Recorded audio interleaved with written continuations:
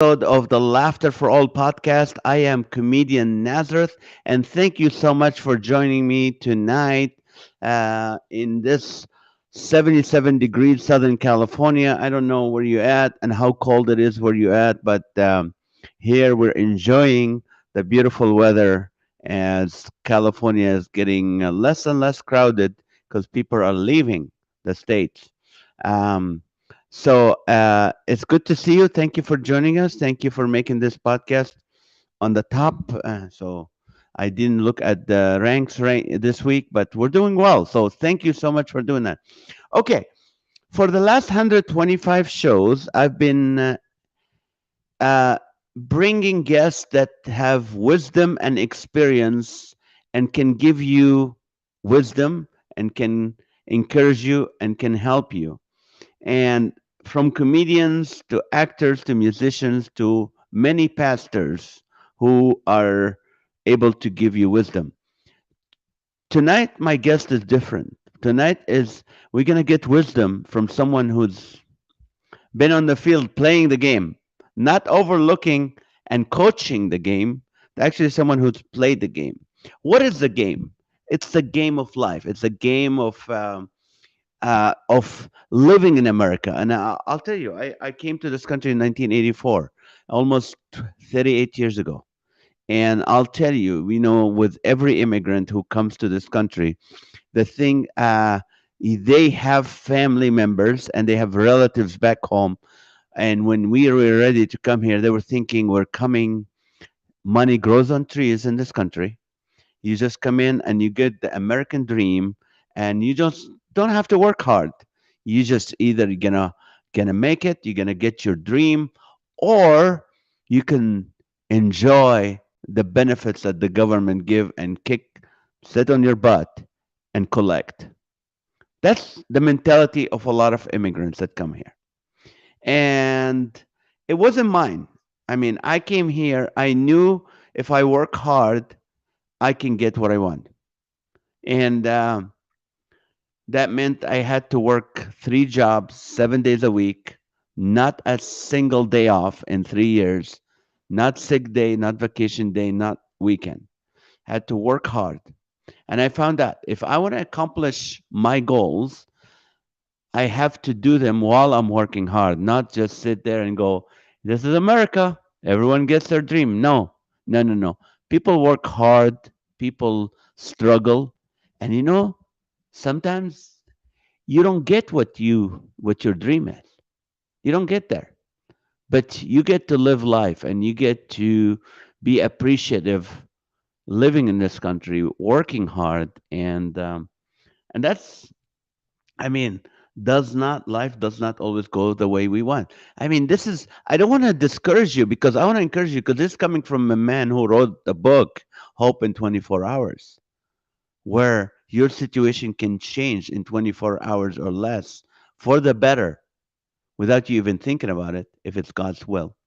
Not a name it and claim it book, but this book has been selling a lot and it's really encouraging. I wrote it before the pandemic. I'm not here to promote my book. I'm here to tell you I'm a very optimistic person. And I'll tell you what, uh, maybe my dreams when I first came here weren't where I'm at now. But I'm so thankful for where I'm at. I'm so appreciative and I'm so satisfied where I'm at. Maybe not satisfied, not settled in it, but you know what I mean? I'm still working hard to get better. I want to be the best Nazareth I can, and I want to be able to to get what this country can offer me and be able to bless other people and help other people.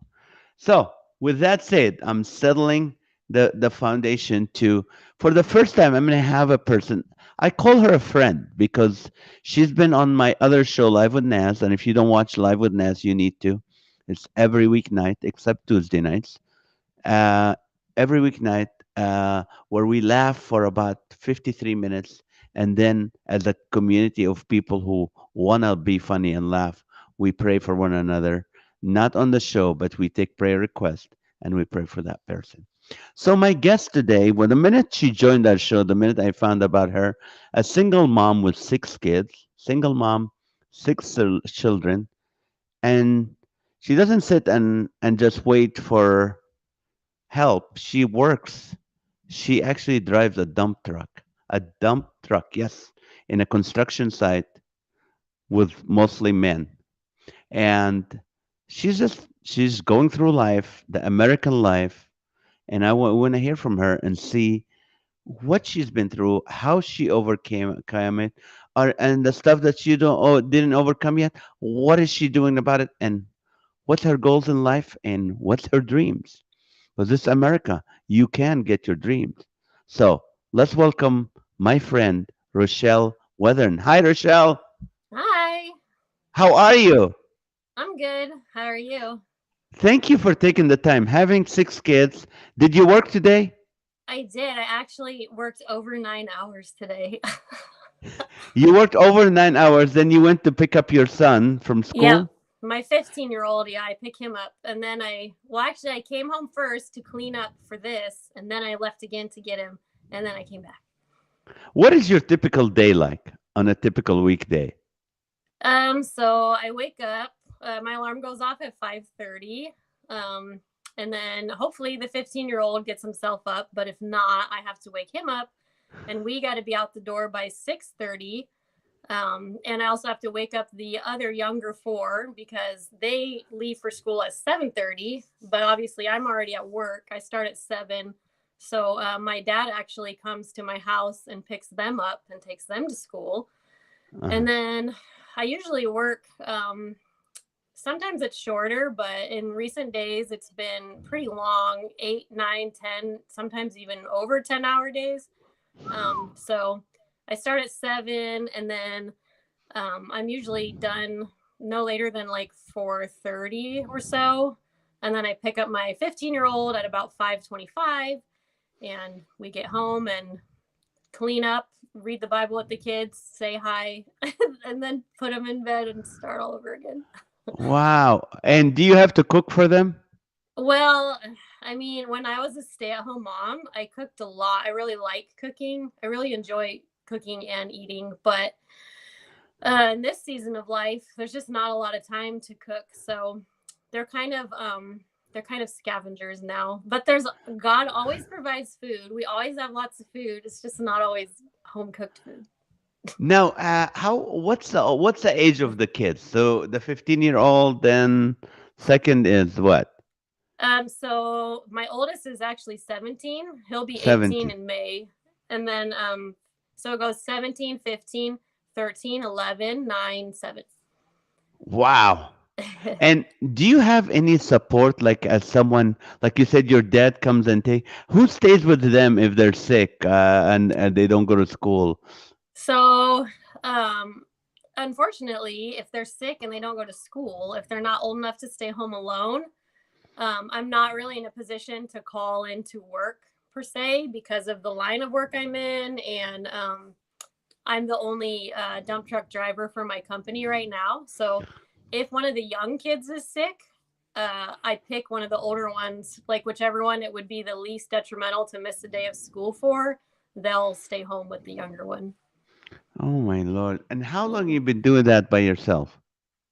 Well, I've been single for 5 years. I've been divorced for almost 4.5 years, but I've been on my own for 5 years. But actually, for 2 of those years, I lived at a place called Five Rock Ranch, where um, I was in more of a community. It's a faith based place for primarily single moms and their kids to kind of retreat from the world and heal from whatever things they've gone through, and you know return to their Mm. first love, which is Christ. So we did that for 2 years, but we've been back out on our own for almost 2 years. Wow. Now, Yeah. little Rochelle, where was she born? How did she grow up? I was actually born in Portland, and then we moved to Colorado. I think when I was going into first grade, and then I ended up back in Oregon when I was entering into my freshman year of high school. So your family moved back to Oregon? Yep. Hmm. And what happened? How was high school for you? Oh man. High school was not good. High school was bad. I consider Colorado Springs to be like my hometown where I grew up. I spent first through the end of 8th grade in Colorado Springs, and it was a really diverse community. The schools I went to had a lot of different people, a lot of Hispanic people and Asian people and Black people and Yeah. white people, and just lots of different people. And so I don't know. I guess I was used to that kind of group of people, a lot of diversity. And then we moved to Scappoose, Oregon, which at the time, so like 24, 25 years ago, it was super, super white. There was two Black girls in the whole town. So there was two Black girls in the whole high school. And I don't know, like I'm a white girl, but I was, I kind of rolled with the other ethnicities, and I didn't feel like I fit in at all when I got out here to Scappoose. And yeah, it went downhill pretty quick for me in high school. It's pretty Can you bad. can you tell me how to say the same name of the town? Skawat? Scappoose. Scappoose? Yeah, What does that mean? I don't know, but the mascot is an Indian. Oh, okay, Scappoose. Okay, so Yeah, people would think Oregon is very progressive, very multicultural, very all that, but it's weird to yeah. know that. Yeah. Now, high school, you came in, you got involved with craziness, drugs, alcohol. What was your life like in high school? Yeah, I don't remember exactly all how it occurred. I do remember when I moved to Scappoose, I used to be really athletic in Colorado, and so I really loved volleyball, and so I went to the volleyball summer camp for Scappoose High School, and that I guess that's where I first felt like I just did not fit in with these girls. Um, and so I don't know. I found different people to hang out with, I guess, and I ended up partying, smoking weed, drinking, eventually becoming addicted to those kinds of things. I got into harder drugs. I didn't go to school a whole lot at all my first 3 years of high school. Um, I ended up Mm. stealing from people to support my addictions. And I had grown up in the church, but I don't know, something about moving from Colorado to Scappoose just set me off the deep end. Um, I ended up I ended up practicing eating disorders. I ended up hospitalized for anorexia and bulimia. Got in a couple car crashes. I wasn't driving, but just running around with the wrong crowd for Mm. sure. What was your parents like at the time? Well, my mom, she followed us. I actually moved out here with my dad and my little sister. I have a younger sister and an older brother. My mom stayed in Colorado for a time with my older brother until she was able to financially, have the ability to move out to Oregon. So she came out when she was able to. My dad worked. Um, I don't know. That's one of the things about my childhood is I don't really remember how I was parented. I don't know. I mean, my I parents mean, were there, but I don't now, know. Maybe n- I was just checked out, I guess. did you always when when did you start? I mean, how did you get out of that lifestyle, out of the drugs, the alcohol, the anorexia, all that? So it wasn't me. It for sure wasn't my doing. It started escalating. I started doing, more destructive, more dangerous, more addictive things. And so Mm. eventually I ended up going to a rave, I think in Portland with one of my girlfriends. And I don't know who the guy was, but a guy squirted our tongues with acid, squirted, didn't just like drop a drop, but squirted our tongues with acid. And I hadn't done that very many times. I don't know if I'd ever done acid before that, really, but Mm. it turned out that that was way too much. And it was laced with arsenic, which is rat poison. Ooh. And so that experience, it lasted for several days. It was really terrifying and really painful. And I'm convinced it was demonic. I think that when you do drugs, you open your Right. your mind and your soul up to demonic things. And so it was really terrifying. It ended up, I went to the hospital because, I think my dad probably came home I ended up at my dad's house somehow, and yeah, I ended up in the ambulance going to the hospital. Stupidly, about a week later, I went and smoked weed with the same girl that I had gone to that rave with out on Oh. Savi Island, this little island out here. And it threw me into a flashback, and it was so scary because it was a really horrifying experience. So I remember during the overdose itself, crying out to Jesus, because Mm. I've grown up in the church, and I know, I'm sure my dad had been praying for me, and my mom had probably been praying for me, and who knows how many people have been praying for me. And so when I was in the midst of that terrifying, painful experience, I cried out to him. But then, stupidly, a week later, I went back and did drugs again. But I called my mom from the island Mm. because I got really scared, and she came and got me. And then I ended up going to an outdoor church service at the Uh, Foursquare church that my dad went to at the time. And I just remember the pastor, doing a like, did anybody feel tugged by the spirit or whatever he said? And I raised my hand. And then after uh, that, my addictions were all gone. I was no longer wanted to cigarettes or alcohol or drugs, nothing. I had a really foul mouth at the time, like swearing like a sailor, and that went away. I didn't steal anymore. Yeah, I wasn't promiscuous. Just everything. He just cleaned me up. It was like a Damascus Road kind of experience. that's true for me as well, is because some people, and I'm not, some people when they accept Christ and they have like an alcohol problem or a drug problem, maybe they need a 12-step program, maybe they need to go, maybe it's a process for them. But for some people like myself and you, it was instantaneous. It was God. Mm-hmm. He said, boom, you're a new creation right now, everything is new. So he knew I couldn't go through a whole 12 step to stop and all that. But Yeah. that's awesome. So how old what stage of life were you in that situation when you came to Christ and you said, I'm done with all that? So that was the summer going into my senior year of high school, which was Uh-huh. cool because, the people at that school for those 3 years that they knew of me one way. And then I came back like totally different. So that was pretty cool to be like a walking testimony, to God's grace and power. But unfortunately, I didn't stay that way. I ended up eventually, I never got as bad as I was before, but stupidly enough, I started to smoke cigarettes again.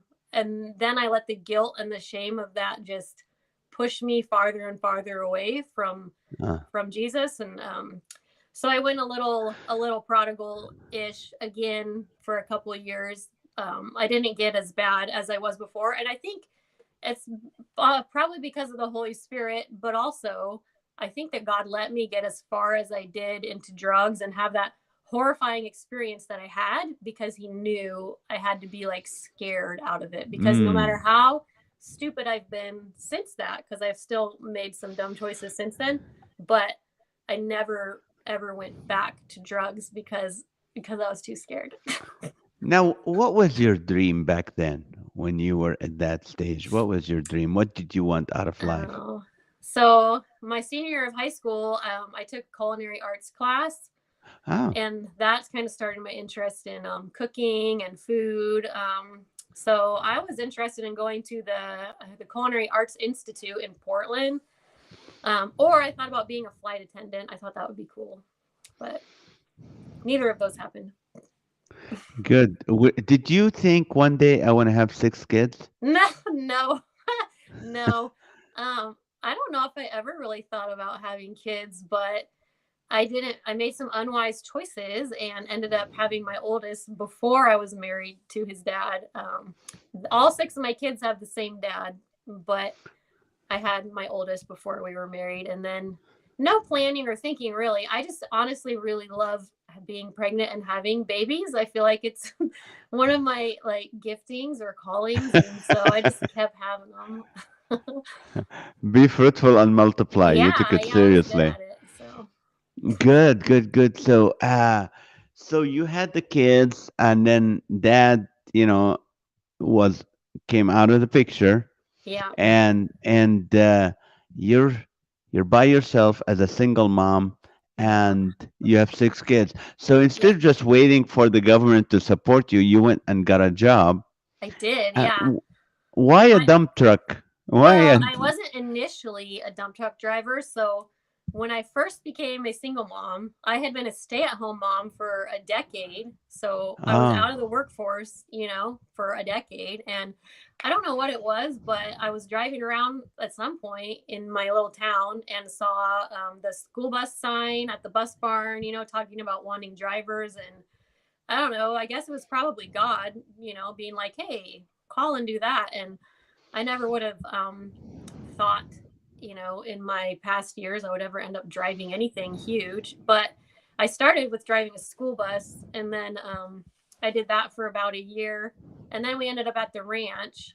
And when we were at the ranch, Five Rock Ranch, for the single moms and their kids, I drove their shuttle for them sometimes.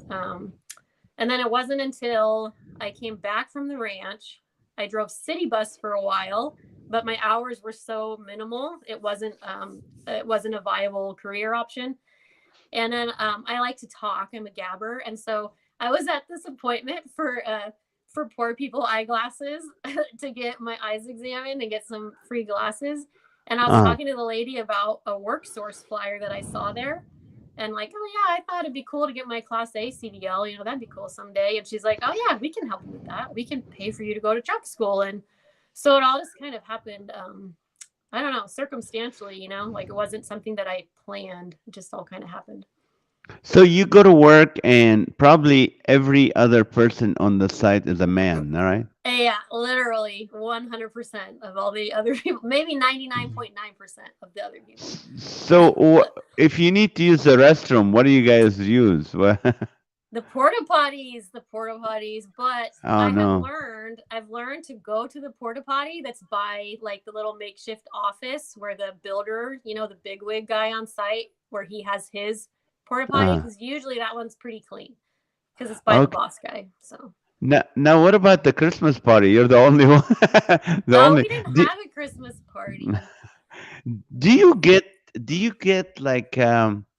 I know I am so thankful because I have 2 daughters and a wife. The Me Too movement, as you know, I appreciated that. So women can be in a workplace without being, verbally abused and all that. Is Yeah. that what is that like in a construction site? Being who you are, and you look like you look the way you look. Well, sometimes it's totally fine. Sometimes people are pretty, respectful. The men that I work with, I call them the boys because I'm older than everybody, but so the boys that I work with are always very kind and respectful to me. The little crew. There's only four of them. There was a few more, but we're down to four. So they're really great. But sometimes the other crews, various construction companies there, and this isn't a racist thing by any means, but the majority of them are Hispanic men, and I think a lot of them probably don't really speak English, and so sometimes it's pretty uncomfortable to walk around because they might be saying something to each other that I don't understand, or just kind of rubbernecking me or just making noises, but that doesn't happen all the time. I tend to wear my hood and my hat and my sunglasses Ah, and just keep a low so the profile and try not to. I so try to be friendly, but I don't want to give them the wrong idea by being friendly. I see. That's and yeah. See, that's something not many women go through, and you're in a in a job that not many women apply for, and all Yeah. that. But uh, I want to answer. I want to ask the question someone asked. It's a new person, Vash Matrix. He said, "Excuse me. How about adoption instead of bringing more innocent life into this dying world at the end of days?" I'll let you answer, but I want to answer a little bit. At the end, we don't know. No one knows the time and the hour when's the Hmm. end of days. That's only God knows that. So we don't know that. Uh, innocent life, every life that's innocent. Thank you. Now, as far as you're able to take care of your kids. I mean, Hmm. adoption. Yeah, some adoption is great, but when you have your kids and you're already with you and you're able to work Hmm. hard, even be a dump truck driver, Hmm. and to support him, you don't need to. But what do you answer the Vash with? How do you So answer? what comes to mind for me is the verse, and I don't know the address of it, but the fact that God knows all of us before He knitted us together in our mother's womb. So I Amen. believe that every child that is conceived, God planned and He knew them, even if they came about, through less than ideal circumstances of conception. He still created each and every one of us and has purpose for every one of us. So I love all my kids. I'm thankful that I got to have all of them. I also actually would love the chance to adopt, but I don't feel like it would be responsible, for me as a single mom of six to try to go and adopt some kids when I don't have a whole lot of time at home, unfortunately, right now. But I don't know. I think every baby is a blessing. None of them are mistakes. So I think Amen. adoption is great, and natural childbirth is great too. What do you say to people who's like, ah, feel sorry for me. I can't do any job. I don't want to work. I just want to stay home. You either give me the manager position or I'm just gonna stay home and feel, you know, live off the system. What do you say to those people? I mean, barring any legitimate disabilities that actually keep somebody from being able to work, I mean, that's a totally different situation. Of course, But that's different. yeah, but somebody that just wants to, you know, be lazy, I mean, I don't know. I think idle hands are the devil's playground, and I think God created us to work. I don't think we need to work ourselves into the ground. Like, I did over 200 hours last month, and that was more than I would prefer to do. But, I felt like God had me there to fill a need while the need is there. And I don't know. I mean, God has provided for my kids and I in all kinds of ways. I definitely have and still do get help from the government because their Yeah, father of doesn't pay course. child support. But I feel that because I'm working and doing my part and doing what I can, that it's okay. I feel like the system's kind of set up for people in my situation where the person that's supposed to be providing isn't providing. But unless you're in like an extenuating circumstance similar to something like mine, I don't know. I think it's good for us to work, and I think that there's some pride and ownership, when you work for your money and it's not just handed to you. I think it's better for everybody to work. Let me ask you this, Rochelle. Where is the church around you and around your kids? Is there a body of believers that helping you? Do you even have time to allow them? Are you the type like I can do it all by myself? What do you have? Well, I mean, I do have kind of like a pretty independent like personality. I think maybe part of that was developed though within my marriage because I was married for a decade, but I did, primarily all of the kids stuff. It was me. Like I did stuff with them on my own. I don't know. I didn't really feel like it was ever a real partnership with the parenting. So that maybe is a, survival skill I've kind of developed. But I definitely have a church family. I've gone to Calvary Chapel Fellowship for about a decade now, probably a little over a decade. And it's a small church, but from the minute I walked in there, I was barely pregnant with Rex, who's now going to be 10 this summer. Hmm. Um, I just felt welcomed and at home. Pastor Paul and his wife Debbie, they've always loved us and accepted us and encouraged us, and for sure have helped us. Um, so if there was ever a need that I had, like if I had a bill I needed to pay and I couldn't do it, they've let me know, like, if you need help, just let us know. But God's just been really great to show up in all kinds of ways through my work, and I collect cans and bottles, and like I like to go thrift and like flip stuff and all different creative ways. He's shown up to take care of us. You're amazing. You are. I just want you to know that you're amazing. You're just Oh, thanks. I don't think so, but Just thanks. amazing. No, you are just this is, and people who are watching and listening, this is amazing stories. This is real life. This is reality. This is not oh yeah, everything is fine, and you Oh just, no. or sorry, me feel sorry. Mm-mm. No, you're really working. And by the way, I know when we do the live with Naz, your kids are watching and actually making jokes. That tells me they're very healthy. They're Yeah, healthy yeah. kids. So that's, I mean, my hat Hmm. off to you. My question to you right now, I mean, what do you say to yourself every morning? You get up at 5:30. Do you go, just another day, or what do you? What is it like? Well, honestly, I have a hard time getting up in the morning because I'm pretty tired.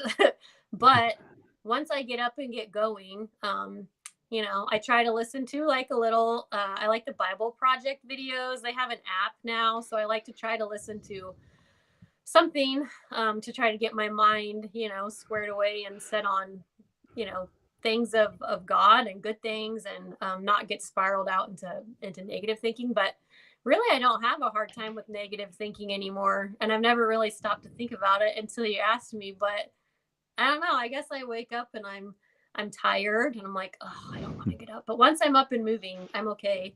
Um, and I thank God for the sunrise. If I'm driving my 15-year-old, I drop him off on my way to work to his ride to school. So he has to get up really early too.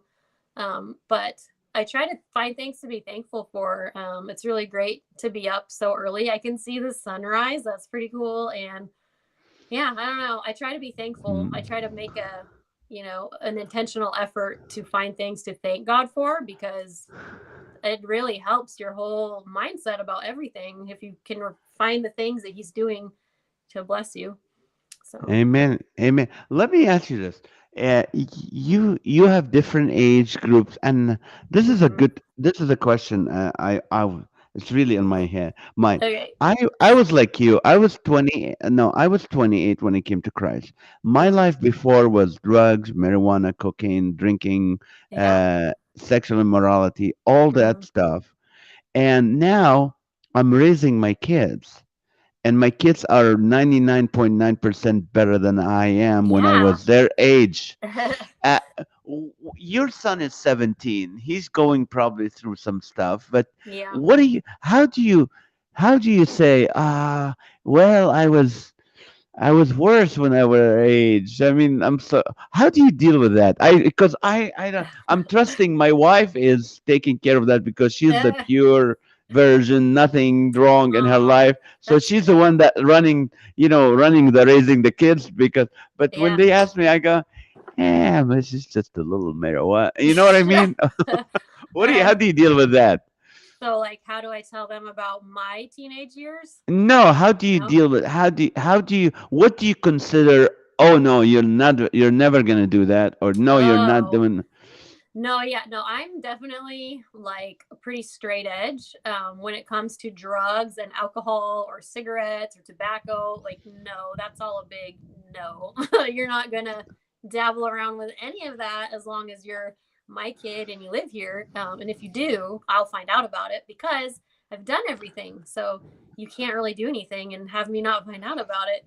So no, none Right. of that. But I don't know. I do like to. We really like movies, and so we watch movies that sometimes have like swear words and stuff in it. But Yeah, that's about as crazy as it gets over here. No, none of the drugs or booze or no, none of that's allowed. Mm-mm. perfect.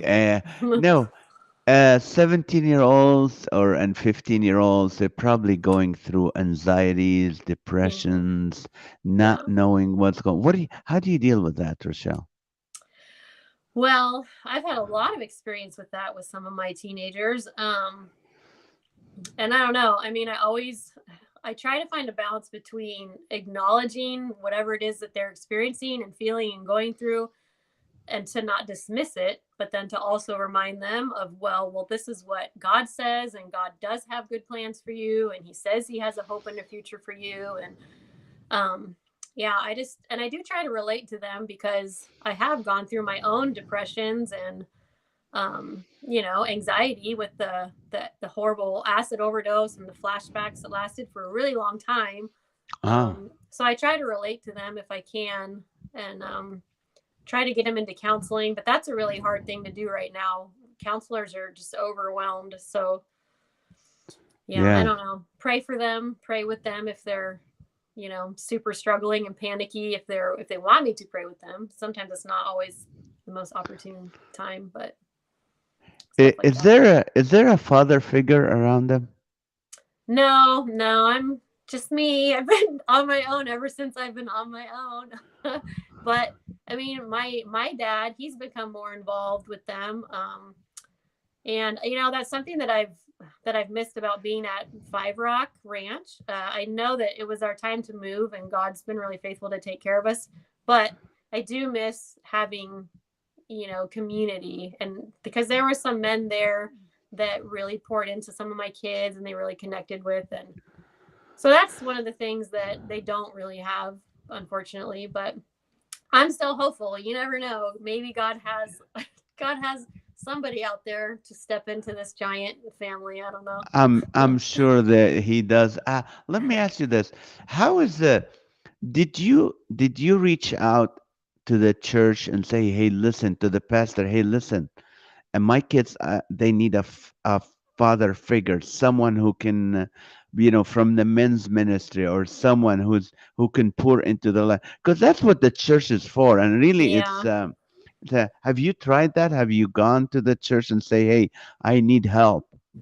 I have. I have. And the men at my church, they're great. And Pastor Paul, he's really great. And I know that he loves my family. But everybody's busy. Everybody's got their own busy lives, and which I understand, everybody's busy. But I actually learned about this program. I think it's called Fathers in the Field. And it's like exactly what, if somebody in my situation that doesn't have a new husband uh, could could use. And it's for fatherless boys, and they equip and train men at churches to like step alongside fatherless boys, and basically be a father figure and a mentor to them. So that's something That's that I've looked into a little bit, but yeah, it's not something that's panned out really for us.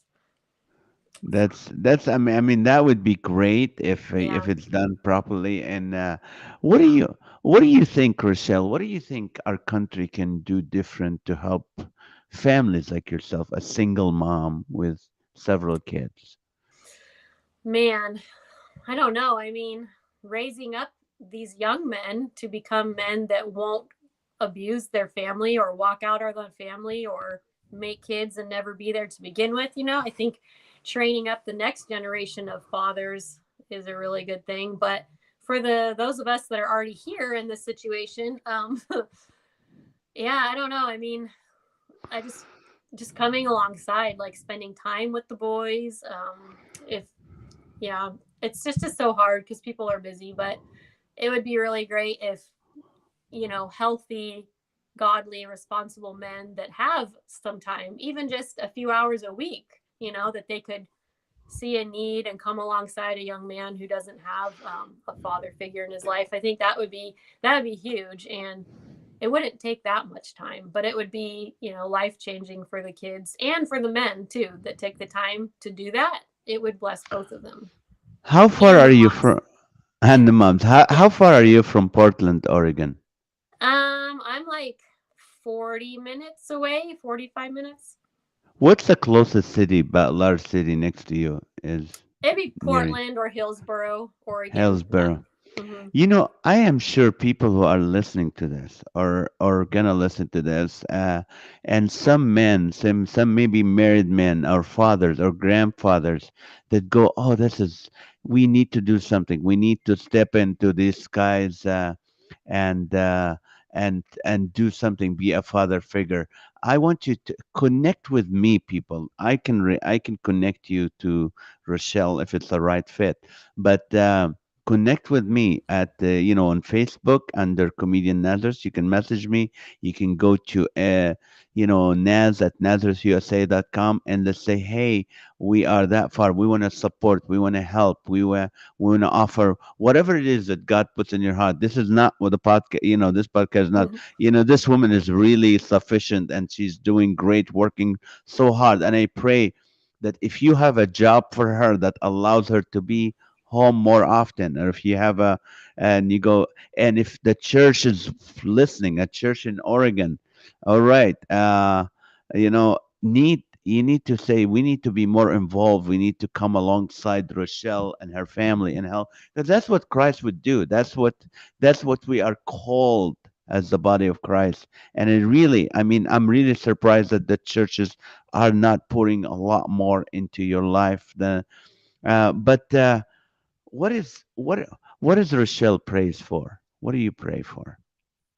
Oh man. Well, I pray for peace in my home and in the hearts of my kiddos.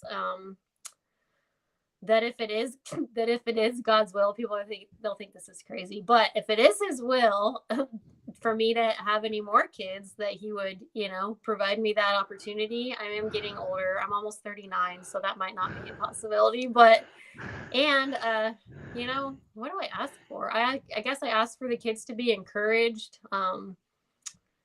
Yeah, for them to know Him and walk with Him. That's the most important thing. I mean, if you don't know Jesus and you don't walk with Him and spend eternity with Him, then all of this is for nothing. So that's the main thing. And to keep providing for us like He does. I don't know. Maybe I should start asking for more stuff. I don't know. You should. This is what do you call it? When do you have time for yourself? When do you have time for I just me as a woman, I need to do my nails, I need to do my hair. Do you Yeah. have that time? Not no, not really. I mean, before I was the only driver for my company that I work for, I had more time. But I don't know. I haven't had a whole lot of time lately. But when I do have time, I like to go thrifting. I think going to thrift stores is really fun.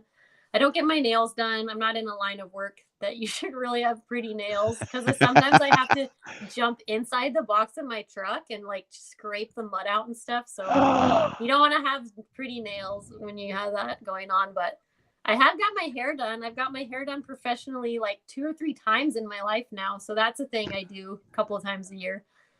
Yeah. That that's interesting. If you're a single man out there and going, you know what? There's a mission for me from God, and I don't know. I'm always a matchmaker, and Yeah. we had about 105 people watching at one point. Plus, this is going to go to thousands of people, on audio. Yeah. I'm not, if there's a godly man out there, a young godly man who's really going, hey, I got an instant family, just add water to it. Yeah. There you go. um, that is just wonderful. You're amazing. I mean, what do you say to other single moms who are struggling, going, I can't take it anymore? What do you say to them? Well, one of the things that has been huge for me and my healing process and just learning how to do life, in a healthy and more happy, functional way is laughing. It's my favorite thing to do. And when we were at Five Rock Ranch, we were there about 2 years, and I would tell people when I was there, I have smiled and laughed more in this short 2 window period of time than I have in like my whole 10 years of marriage altogether. Because Oh, I mean, it's got to be God, healing us and working through whatever stuff needed to be worked through. But just learning to laugh, like if you can laugh with your kids and joke around and try to have fun with them. Because I know for me, especially with so many boys and little Miss Penelope, she can be a spitfire. But especially when the boys were younger, I just felt like a drill sergeant, like I felt like all I do is tell these kids to do this and don't do that and clean up this and clean, and it's no fun. Like you're not enjoying yourself or your kids if all you're doing is disciplinarian and like, damage control stuff.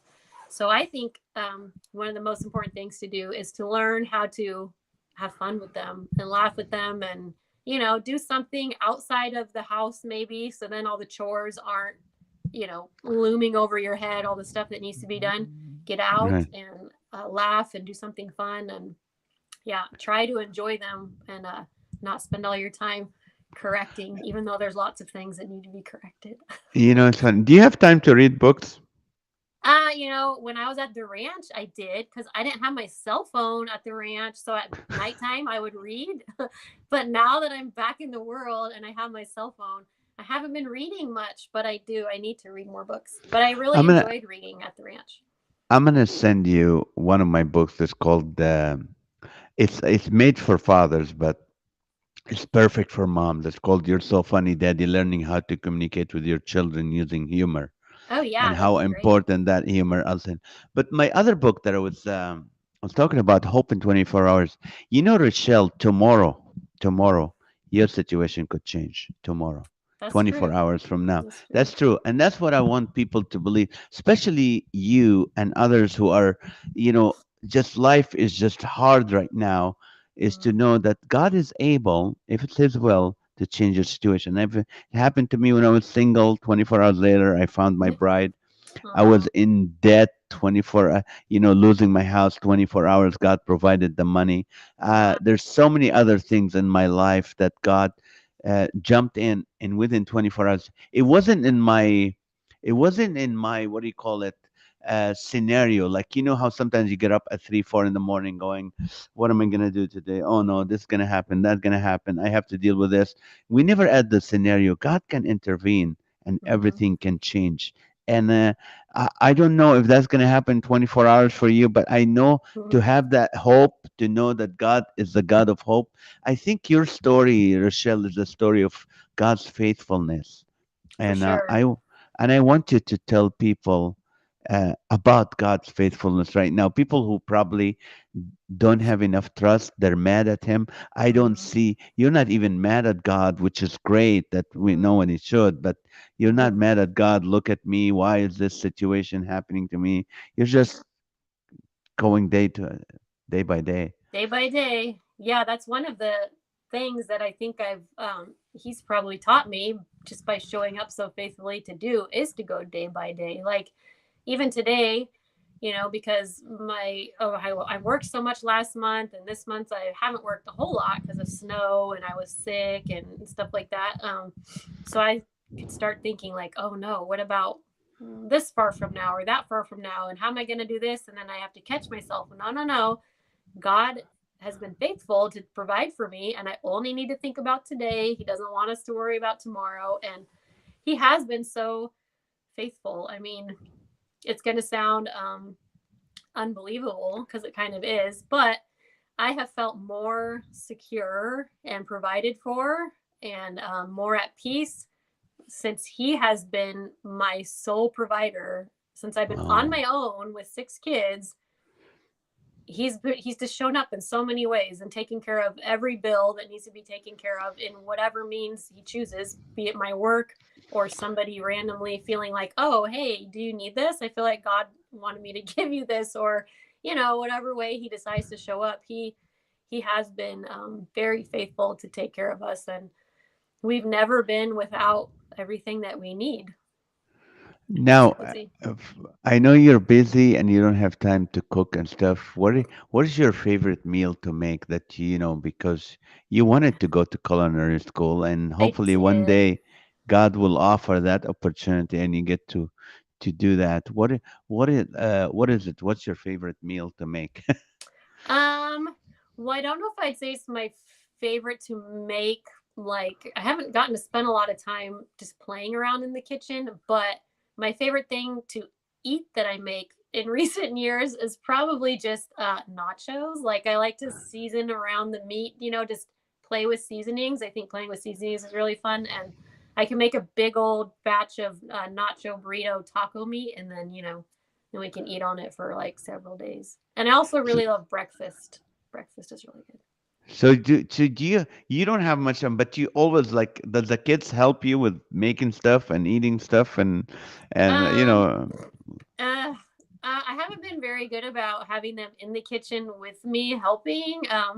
When I was a stay-at-home mom and cooked a lot, they were all pretty little. That was a long time ago. They were all pretty little, so it was easier for me to just get it done myself. But they have helped me.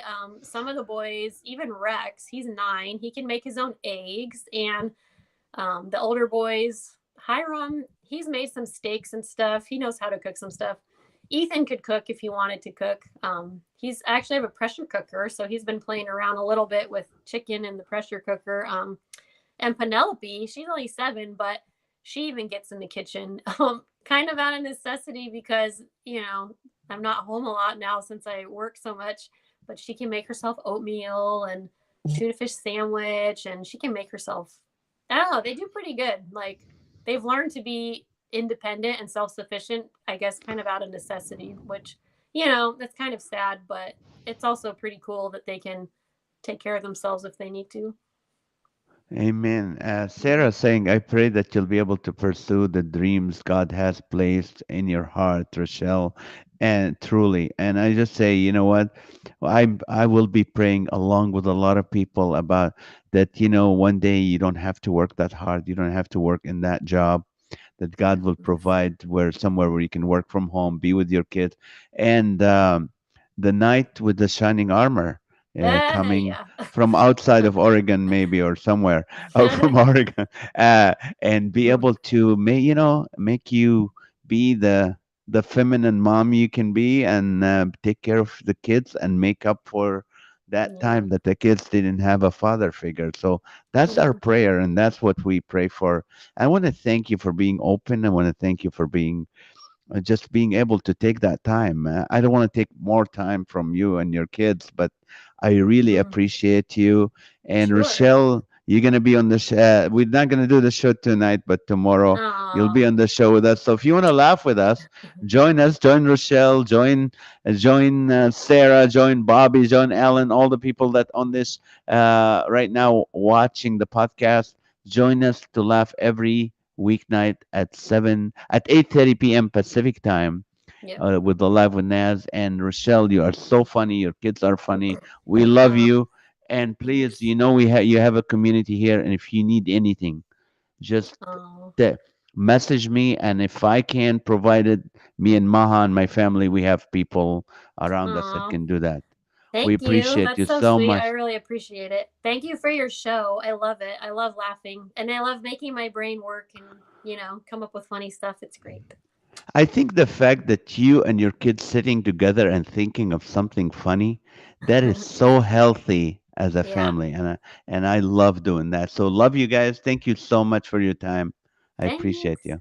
We'll see you later. Bye, guys. And thank you for watching, guys. Thank you for listening. This is a very moving for me. This is a really, you're dealing with a real person, a strong person, someone, the strength of a person doesn't come from just, um, being, aggressive and all that. She's working so hard to provide for her family, and she's providing for her family, and she's taking care of them. And I love that. And I pray for her that God will, you know, just give her the desires of her heart because she's faithful to him and he's been faithful to her and her family. And we thank you for watching this show. Let your friends know. Maybe you know a single mom who's having a hard time. Let her be encouraged by what Rochelle said today. So, love you guys. Thank you so much for watching and have a great night. Thank you. Good night.